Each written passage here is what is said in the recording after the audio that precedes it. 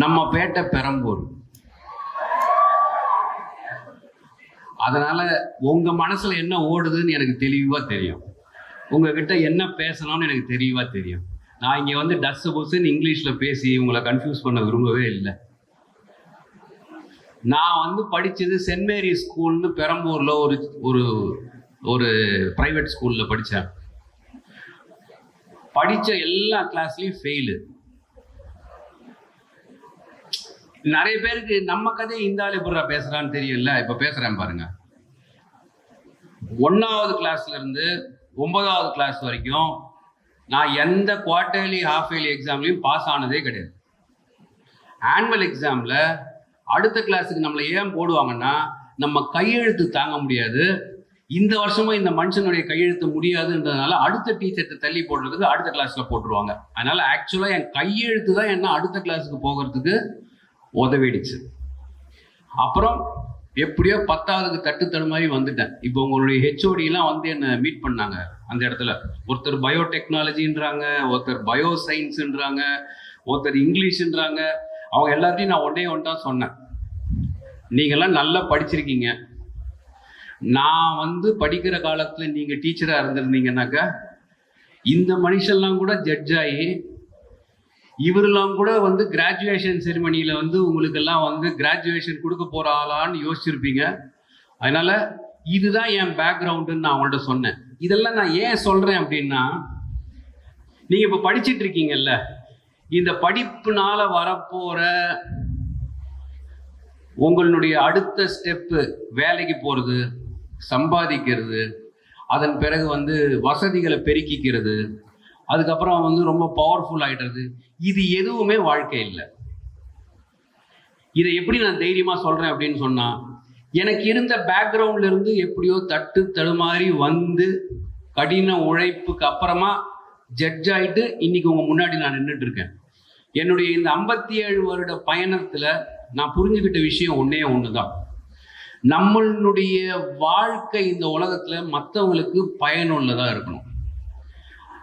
மற்றவங்களுக்கு பயனில்லாத வாழ்க்கையை நம்ம வாழ்ந்து எந்த பிரயோஜனமுமே இல்லை அப்படின்றது தான் நம்ம கற்றுக்க வேண்டிய ரொம்ப முக்கியமான ஒரு பாடம்.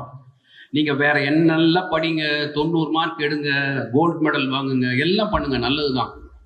ஆனால் மற்றவர்களுக்கு பயனற்ற ஒரு வாழ்க்கையை நம்ம வாழறதுக்கு இந்த கோல்டு மெடல் இருந்ததுன்னா அந்த கோல்டு மெடலை வச்சுக்கிட்டு ஒன்றும் பண்ண முடியாது. உங்கள் ரேங்கை வச்சுக்கிட்டு ஒன்றும் பண்ண முடியாது. இந்த முக்கியமான வாழ்க்கை பாடம் உங்களுக்கு தெரியணும் அப்படின்றது தான் நான் உங்களுக்கு சொல்ல வேண்டிய ஒரு செய்தியாக இருக்குது. இன்னொன்று, இந்த தருணத்தில் நான் இன்னொரு முக்கியமான ஒரு விஷயம் உங்ககிட்ட சொல்லணும்னா, இந்த செயற்கை நுண்ணறிவு, ஆர்டிஃபிஷியல் இன்டெலிஜென்ஸ், இது ஒரு புதுமையாக நம்ம எல்லாரையும் வந்து அது சேலஞ்ச் பண்ணுது. இது வரைக்கும் மனிதன் கண்டுபிடித்ததுன்னு பார்த்தீங்கன்னாக்கா வெறும் கருவிகள் தான் கண்டுபிடிச்சிருக்கான். ஒரு ஆட்டம் பாம்பா இருந்தாலும் சரிதான், ஒரு கத்தியா இருந்தாலும் சரிதான், மனிதன் அதை உபயோகப்படுத்தணும், அப்பதான் அது வந்து செயல்படும். ஒரு ஆட்டம் பாம் தானாவே போய் செயல்படாது, ஒரு கத்தி தானாவே போய் காய்கறி நெரிக்காது, ஒரு கத்தி தானாவே போய் ஒருத்தனை குத்தாது. அதை மனிதன் தான் செயல்படுத்தணும். ஆனா முதல் முறையா 4 பில்லியன் இயர்ஸ்க்கு அப்புறமா மனுஷன் வந்து ஆர்டிஃபிஷியல் இன்டெலிஜென்ஸ் ஒன்று எடுத்துட்டு வந்துட்டான்.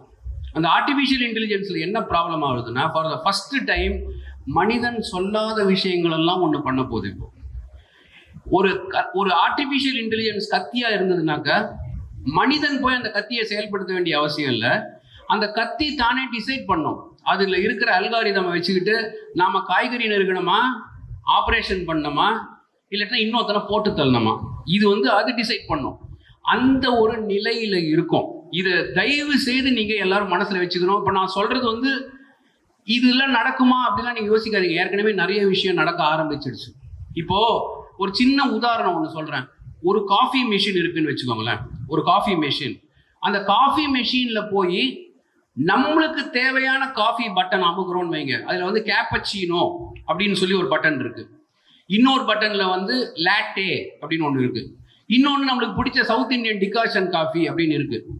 நம்ம அந்த காஃபி மிஷின் பக்கத்துல போகும்போது நம்மளுக்கு எது தேவையோ அந்த பட்டன் அமுக்கி அந்த பட்டன்ல இருந்து வர அந்த காஃபியை எடுத்து குடிச்சுக்கிட்டு இருந்தது பேரு கருவி. அது வந்து நம்மளுடைய கண்ட்ரோல்ல இருந்தது. எனக்கு என்ன வேணுமோ அதுக்கு தெரியும். ஆனா இன்னைக்கு அதே காஃபி மிஷின் நம்ம பக்கத்துல போகும்பொழுது நம்மளுடைய பேட்டர்ன், இவ்வளவு நாள் இவன் எப்படி என்ன மாதிரி காஃபி குடிச்சிருக்கான், என்ன டைம்ல அவன் என்னென்ன மாதிரி குடிக்கிறான்னு தெரிஞ்சு நம்ம பக்கத்துல போகும்போது இவனுக்கு இந்த டைம்ல கேப்பச்சினோ காஃபி தான் தேவைப்படும், இவனுக்கு இந்த டைம்ல வந்து சவுத் இந்தியன் காஃபி தான் தேவைப்படும், அதுவே எடுத்து கொடுத்துருச்சுன்னா அதுக்கு பேர் ஆர்டிஃபிஷியல் இன்டெலிஜென்ஸ்னு பேர். அதுக்கு பேர் தான் இயற்கை நுண்ணறிவு. இது போல இந்த 4 மில்லியன் இயர்ஸ் வருடங்கள்ல இது வரைக்கும் எதுவுமே மனிதன் இது மாதிரி ஒன்று கண்டுபிடிச்சதே இல்லை. இப்ப புதுசா இதை கண்டுபிடிச்சிருக்கான். சரி, கண்டுபிடிச்சிட்டான். இதனால என்ன நடந்துகிட்டு இருக்குன்னு நான் சொல்லிடுறேன். நம்மளுடைய இந்த உலகம் தழைக்கிறதுக்கும் மனிதன் இந்த உலகத்தை வந்து ஆள்றதுக்கும் முக்கியமான காரணம் எது அப்படின்னு சொன்னா ஒருத்தர் மேல ஒருத்தர் வச்சிருக்கிற நம்பிக்கை தான். அவ்வளவுதான். நம்பிக்கையில தான் நம்ம வாழ்க்கையை வாழ்ந்துகிட்டு இருக்கோம். நான் சொல்றத நீங்க நம்புறீங்க, உங்க அப்பா அம்மா சொல்றத நீங்க நம்புறீங்க, நீங்க சொல்றத உங்க அப்பா அம்மா நம்புறாங்க, உங்க நண்பர் சொல்றத பக்கத்துல இருக்கிற நம்புறாரு. வாழ்க்கையே முழுவதுமா ட்ரஸ்ட், நம்பிக்கை அப்படின்றத வச்சுதான் ஓட்டிட்டு இருக்கு. இது இந்தியா, இது யுனைடெட் ஸ்டேட்ஸ், இது பாகிஸ்தான்னு எர்த்துக்கு வெளியில போய் ஸ்கைல இருந்து பார்த்தா நம்மளால கண்டே பிடிக்க முடியாது. ரவுண்டா ஒண்ணு இருக்கும் எர்த்துன்ற பேர்ல. இது எல்லாமே நம்மளா வச்ச பேர் தான், நம்மளா வச்ச பவுண்டரி தான். இப்படிதான் இந்தியா இருக்கும், இப்படிதான் பாகிஸ்தான் இருக்கும்னு சொல்லி. அதனால இந்த உலகம் இவ்வளவு வருஷமா தழைக்கிறதுக்கு ஒரே காரணம் நம்பிக்கை. அந்த நம்பிக்கை அப்படின்றத உடைக்கிறதுக்கான பல சாத்தியக்கூறுகள் இந்த இயற்கை நுண்ணறிவுக்கு இருக்கு. எப்படின்னு கேக்குறீங்களா? என் பையன் வந்து மாஸ்டர்ஸ் தான் படிச்சுட்டு இருக்கான். அவன் ஏதாவது ஒரு கேள்வி என்கிட்ட கேட்கும்போது நான் அவன்கிட்ட பதில் சொல்லும்பொழுது முன்னாடி அப்பாவுக்கும் பிள்ளைக்குமான உறவு எப்படி இருக்கும்? அப்பா ஏதாவது ஒன்று சொல்லும்போது புள்ள கேட்பான், கேட்டுட்டு மனசுக்குள்ள நினைச்சுப்பான் பெருசு வந்து ஏதோ சொல்லிடுச்சுன்னு சொல்லி. அது வேற விஷயம். அட்லீஸ்ட் எதையோ நம்புவான் அப்பா சொல்றாருன்னு சொல்லி. நம்ம புள்ள நம்மள்கிட்ட கேள்வி கேட்கும் பொழுது ஆன்சர் நம்ம சொல்றதுக்கு முன்னாடி அவன் ஏற்கனவே ChatGPT கூகுள்ல போய் சர்ச் பண்ண ஆரம்பிச்சுட்டாங்க. சர்ச் பண்ண ஆரம்பிச்சுட்டு நம்ம பதில் சொல்லி முடிக்கிறதுக்குள்ள அவன் இதுல பார்த்துட்டு இந்த ஆன்சர் நம்ம சொல்ற ஆன்சருக்கு சரியா இருந்தா அப்பனை நம்புறான், இல்லட்டனா ChatGPT நம்புறான். நம்பிக்கை அப்படின்ற ஒரு அடிப்படையான ஒரு விஷயம் வந்து தகர்க்கப்பட்டுக்கிட்டே வருது. இது வந்து நான் ஜோக்கா சொல்லவே இல்லை, இதுதான் உண்மை. இன்னைக்கு நாம படிச்சு அறிஞர்கள் சொல்லி தெரிஞ்சுக்கிறத விட வாட்ஸ்அப்ல வர மெசேஜையும் ஃபேஸ்புக்ல வர மெசேஜையும் இல்லை ட்விட்டர்ல வர மெசேஜையும் தான் நம்ம ஜாஸ்தியா நம்ப ஆரம்பிச்சிட்டோம். அப்படின்னா மனிதன் மேல வச்சிருக்கிற நம்பிக்கை தகர்ந்துகிட்டே வருது. நம்ம அந்த ஸ்கிரீன்ல இருக்கிறது தான் சரின்னு சொல்லி நம்ப ஆரம்பிச்சிட்டோம். நான் சொல்றது சரியா இல்லையா? அந்த நிலைமையில இருக்கோம். அந்த நிலைமைக்கு நம்ம போக கூடாது. அந்த நிலைமைக்கு நம்ம போனா என்ன ஆகும்னா, ஒரு வைத்தியரை வந்து ஒரு உடம்பு சரியில்லாதவன் பார்க்க போறான். பார்க்க போகும்பொழுது அவனுடைய நம்பிக்கை என்னன்னா, இவர் நம்மளை குணப்படுத்திடுவாரு, நம்மளுடைய வியாதியை சரியாயிடும், அவர் நம்மளுக்கு சரியான மருந்தை கொடுத்துருவாரு, நம்மளுக்கு இருக்கிற வியாதியை சரியா கண்டுபிடிச்சு மருந்து கொடுப்பாருன்னு நினைச்சுக்கிட்டு தான் நம்ம அங்க போறோம். அந்த நம்பிக்கையிலே 50% அவனுக்கு உடம்பு சரியா போயிடும். ஆனா இன்னைக்கு என்ன ஆகுதுன்னா, வைத்தியத்தை போறதுக்கு முன்னாடி நம்ம கூகுள்கிட்ட போயிடுறோம். கூகுள் கிட்ட போய் நம்ம சிம்டம் அதுக்குள்ள போட்டு அதுக்குள்ள வர ஆன்சர் எல்லாம் வச்சுக்கிட்டு டாக்டர் கிட்ட வைத்தியம் பண்ண போறதுக்கு பதிலா டாக்டர் போய் கேள்வி கேட்டு இருக்கோம். இப்படி சொல்றீங்கல்ல, கூகுள் இப்படி சொல்லுது, ChatGPT இப்படி சொல்லுது. அதே தான் எல்லாமே நடக்குது.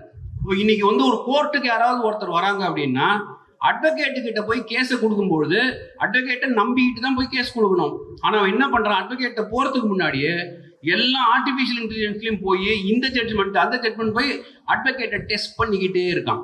இது வந்து டீச்சர்ஸ்க்கும் நடக்கும். டீச்சர்ஸ் நடத்துறதுக்கு முன்னாடி நம்மளா ஆர்டிஃபிஷியல் இன்டெலிஜென்ஸ்ல போய் எல்லாத்தையும் தெரிஞ்சு வச்சுக்கிட்டு நம்ம கொஸ்டின் பண்ணிக்கிட்டே இருக்கோம்.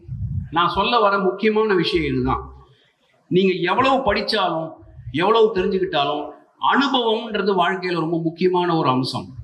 அனுபவம் இல்லாம இன்னைக்கு உங்களுக்கு புக்கிஷ் நாலேஜ்னுவாங்க. அந்த புத்தகத்துல இருக்கிற எழுத்துக்கள் உங்களுக்கு தெரியும், அந்த எழுத்துக்களை கோர்வை பண்ணி ஆன்சர் எழுதி உங்களால மார்க் வாங்கிட முடியும். ஆனா அது வந்து அனுபவத்துக்கு எங்கேயுமே பக்கத்துலயுமே இல்லை அப்படின்றத நீங்க கொஞ்சம் தயவு செய்து மனசுல வச்சுக்கோங்க.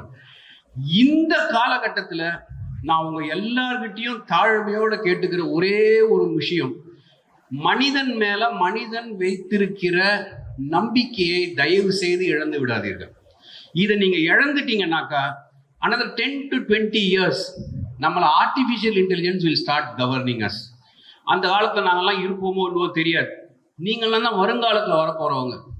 இன்னைக்கு நான் இதை சொன்னது கொஞ்சம் யோசிச்சு பாருங்க, தயவு செய்து யோசிச்சு பாருங்க. உங்களுடைய முக்காவாசி டைமை எது ஆக்கிரமிக்குதுன்னு பாருங்க. உங்களுடைய போன் இல்லையா? நீங்க ஏதோ மெசேஜ் வருது, ஏதோ போன் வருது, அதுல முக்காவாசி எல்லாம் குப்பை. அதுல ஒன்றும் பெரிய முக்கியமான விஷயம் எல்லாம் வரவே இல்லை. ஆனா நம்மளால அதை எடுக்காம இருக்க முடியல. நான் உங்கள்கிட்ட சொல்லும் போது என்னைய சேர்த்து தான் சொல்றேன். ஏதோ மெயில் பார்க்கணும்னு நான் பார்க்குறேன், என் கை போய் ஷார்ட்ஸ்ல நிக்குது. ஷார்ட்ஸ்ல நின்று ஒன்று தட்டிட்டேன்னாக்கா வர அடுத்த 20 நிமிஷம் ஷார்ட்ஸ் தான். இது எனக்கே நடக்குது. ஏன்னா இது நான் ஆரம்ப காலத்துல நானே இதுக்கு எக்ஸ்போஸ் ஆகாத ஒரு ஆள். இப்போ இந்த காலகட்டத்தில் தான் வந்திருக்கு. அப்படி இருக்கும்போது எனக்கே அந்த ப்ராப்ளம் ஆகுதுனாக்கா நீங்க ஆல்மோஸ்ட் பிறந்ததுலேருந்து இதுக்கு எக்ஸ்போஸ் ஆயிட்டீங்க. அதனால இந்த ஒரு முக்கியமான விடயத்தை நீங்க மனசுல வச்சுக்கிறது ரொம்ப முக்கியம். இந்த கிராஜுவேஷன் டேல உங்களுக்கு வேற பெருசா அட்வைஸ் பண்ணணும்ன்ற நினைப்பெல்லாம் இல்லை. ஏன்னா நான் அகாடமிக்கா பெருசா படிக்கல. ஆனால் நான் ஏதாவது அகாடமிக்கா இந்த மார்க் வாங்குங்க அந்த மார்க் வாங்குங்கன்னு சொன்னா அது பொய்யாயிடும். எனக்கு பொய் பேசுறதுல நம்பிக்கை இல்லை. அதனால எனக்கு எது சரின்னு படுதோ அதை மாத்திரம் தான் உங்களுக்கு ஒரு செய்தியா சொல்லணும்னு நினைச்சேன். எப்படியுமே உங்க வயசுல நான் இங்க உட்காந்துருந்தா நான் என்ன நினைப்பேன்னா, இந்த பூமர் ஏன் பேசிக்கிட்டே இருக்கான் கண்டினியூஸா, எப்போ இவன் நிறுத்துவான், எப்போ இவன் நம்மளுக்கு கிராஜுவேஷன் கொடுப்பான், எப்போ நம்ம வீட்டுக்கு போவோம்னு தான் நம்ம பார்ப்போம் இல்லையா? உங்க மைண்ட் வாய்ஸ் எனக்கு தெளிவா கேட்குது அதுல எல்லாம். அதனால இது சொல்லி முடிச்சுட்டு நான் கிளம்பணும்னு பார்த்தேன். தயவு செய்து மனிதர்கள் மீது மனிதர்கள் வைத்திருக்கும் நம்பிக்கை தகராத அளவுக்கு உங்களுடைய வாழ்க்கையை அமைச்சுக்கோங்க. எந்த ஒரு காலகட்டத்திலையும் செயற்கை நுண்ணறிவு ஆர்டிஃபிஷியல் இன்டெலிஜென்ஸ் உங்களுக்கு சேவகனாக தான் இருக்கணுமே ஒழிய அது உங்களுடைய மாஸ்டர் ஆகாத மாதிரி பார்த்துக்கோங்க. உங்க போனோ, உங்களுடைய வாட்ஸ்அப்போ, உங்களுடைய ஃபேஸ்புக்கோ, உங்களுடைய ட்விட்டரோ உங்களை ஆளக்கூடாது. நீங்க அதை ஆளணும். அதற்கான அந்த மனோ திடத்தையும் அதற்கான ஒரு மைண்ட் செட்டையும் நீங்க வச்சு எல்லாரும் நல்லா வரணும். வாழ்க்கையில கடைசியில நீங்க எதை செஞ்சாலும் சந்தோஷம் வேணும், நிம்மதி வேணும். சந்தோஷமும் நிம்மதியும் இல்லாத எவ்வளவு பெரிய வெற்றியே இல்லை. இதை நான் இந்த பொசிஷன்ல இருந்து சொல்றேன். நீங்க வெளியில இருந்து என்ன நினைச்சிட்டு இருக்கீங்கன்னாப்பா எவ்வளவு பெரிய ஜட்ஜு, எவ்வளவு பெரிய இது, எவ்வளவு பெரிய பணக்காரன், எவ்வளவு பெரிய இதுன்னு நினைச்சிட்டு, அதெல்லாம் போய் நீங்க அந்த ஆள் பக்கத்துல போய் பார்த்தாதான் தெரியும் அந்த ஆள் படுற பாடு. வாழ்க்கையில யார் ரொம்ப முக்கியமானவங்கன்னா யார் சந்தோஷமா இருக்காங்க, யார் நிம்மதியா இருக்காங்க. இந்த சந்தோஷத்தையும் நிம்மதியும் நம்மளுக்கு நிறைய கத்துக் கொடுக்கறது இலக்கியங்கள்.